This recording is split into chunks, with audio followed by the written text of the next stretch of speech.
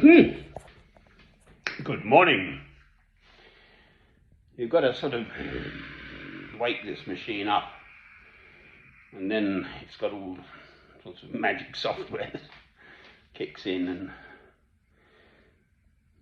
it's remarkable, quite frankly, the sound it can pick up, and the vision, and the dark light, and the poor lighting, etc. It's quite extraordinary, these modern machines. So here we are, still in Lent, and I'm still latched on to 1 Corinthians chapter 13. To me, the greatest passage ever written about love by anyone ever, from St. Paul. And it's because I'm a Christian I say that. So obviously there's much written about love and poetry and so on and so on and so on and so on. But if you want to know what love is, go to your Bible, look at the New Testament, and find 1 Corinthians, so that's the first letter to Corinthians from St. Paul, chapter 13. Whilst I listen to the best music in the world, and this is called the Appassionata, played by Daniel Barenboim, but it's from Ludwig van Beethoven. Silly old me. Well, I'm a bread making again. Good Lord. And here I am in England, sort of middle south, north-west of London, Hertfordshire, north-west of St. Albans. I'm a Christian. We're in Lent. So I'm actually sort of vaguely in a fasting mode. The dude's losing some weight. Now, what about this jolly old love thing? I've been lent a book by someone I know, and there's this image of Christ before the authorities accusing him. And he says nothing. He doesn't try and refute their evil. He knew he was going to be crucified, and that the worldly world, would judge him, and in part was because the world was already adjudged as evil.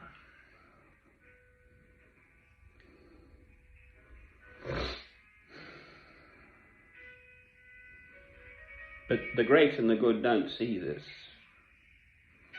And really, in 2,000 years, very little has changed. Evil is rampant now in the world. I listen to the Radio 4. I've got a little wind-up radio, but I've got electricity here too, obviously. Well, anyway, I have. Yes, and I cook my bread, so I've got to have a cooker, haven't I? Electric cooker. Bake my bread, rather, not cook. Bake. You bake bread, you don't cook bread. Silly meat slap wrist. Now, what about evil then? It's in the Lord's Prayer, deliver us from evil. So God put it into the world for a reason.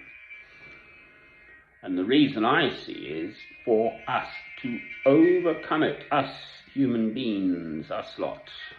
Me, a Christian, and many other Christians. I'm getting old, I need glasses sometimes.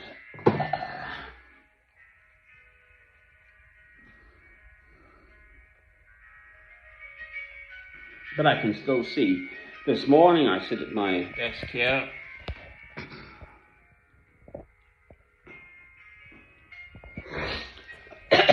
And I'm focused on my papers or writing my journal or whatever, but flick. Right, the human eye, we have kind of straightforward vision. We can't see behind our heads the way birds can, and ducks, and they've got eyes up here so they can kind of see behind for danger, whereas human beings are kind of and I saw,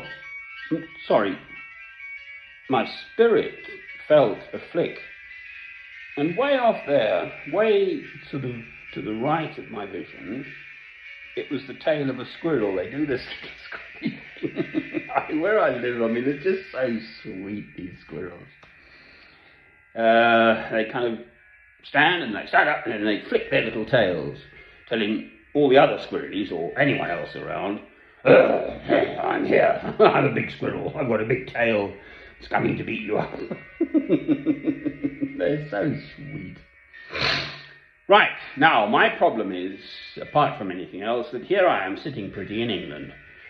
What about the evil in the world? What have I done to make this world a better place by passing, in my estimation, precious jolly little? I've made the first step. The 2 commandments, as ever: love God, love your neighbour as yourself. On these 2 great commandments hang all the law and the prophets. Amen. So Christ came to bring us the new covenant of love. I'm a Goy, I'm a Gentile. Christ was a Jew, obviously. And there's Jews for Jesus, but most mainstream Jews, Hebrews, Jews, Israelites, I don't know, they're still waiting for Christ to come or something. Well, he came 2,000 years ago, and no one listened. And when they accused him, he said nothing. So, like a lamb, he went to the slaughter.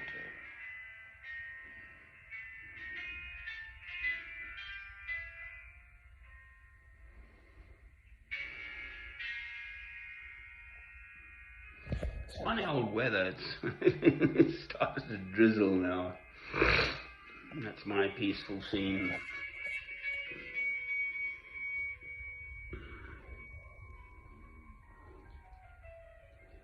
Christ said nothing.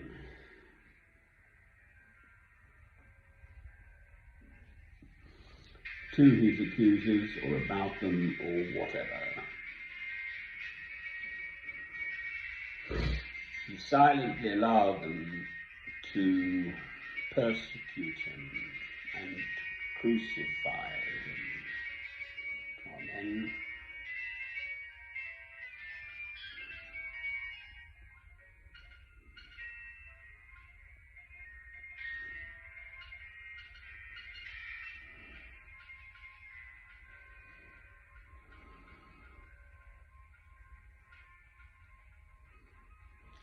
He had left his legacy, 3 years of ministry,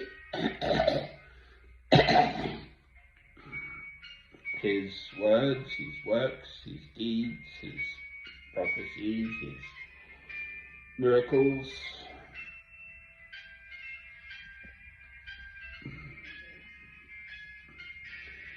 with the 12, and then the one who betrayed him, Judas Iscariot.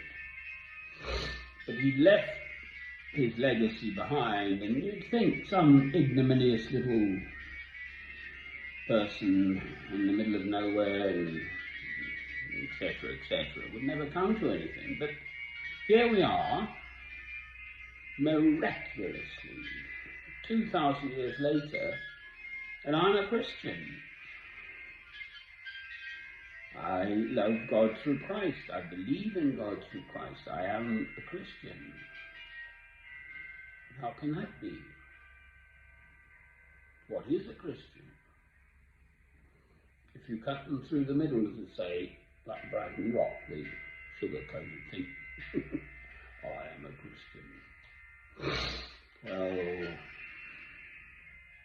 I know nothing else.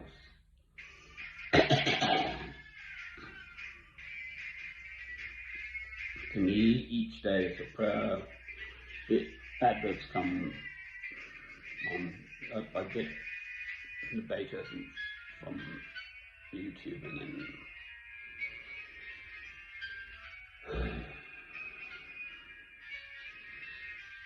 how to overcome evil? Well, with love. So we go back to 1 Corinthians 13.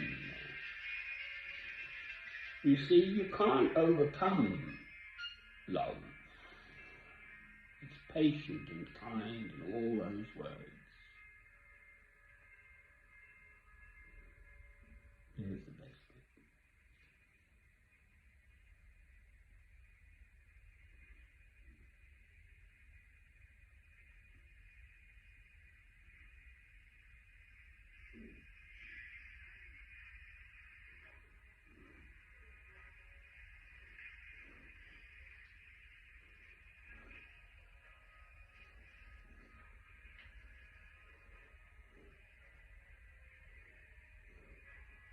I can actually play these slow movements.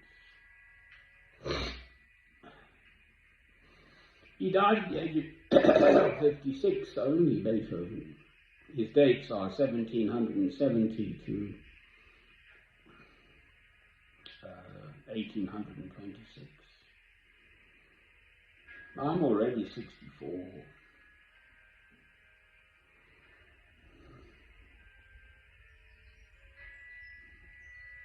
That's all I get. Oh. Come on, doggers. We're very well-behaved dog walkers.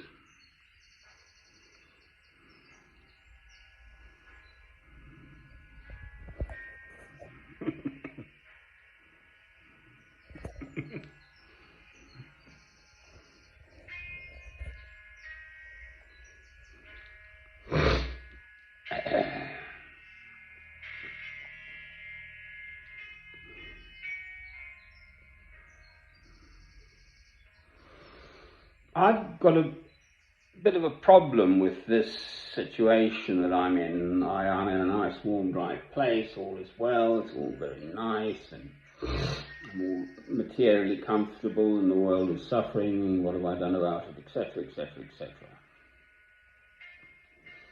I'm sort of better out there, kind of, I don't know, on a pilgrimage somewhere, where my own personal circumstances are straightened as well. So, to sit in my nice material comfort, I have a problem with this.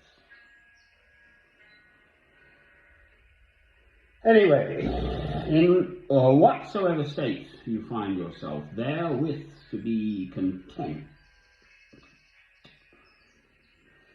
So here I am, sitting pretty, just about to prove my bread again. It's rising at the moment. You put the yeast in, a tiny bit of yeast, and then it goes into the whole thing. Why can't love go into the whole world and everyone wake up and love God through Christ?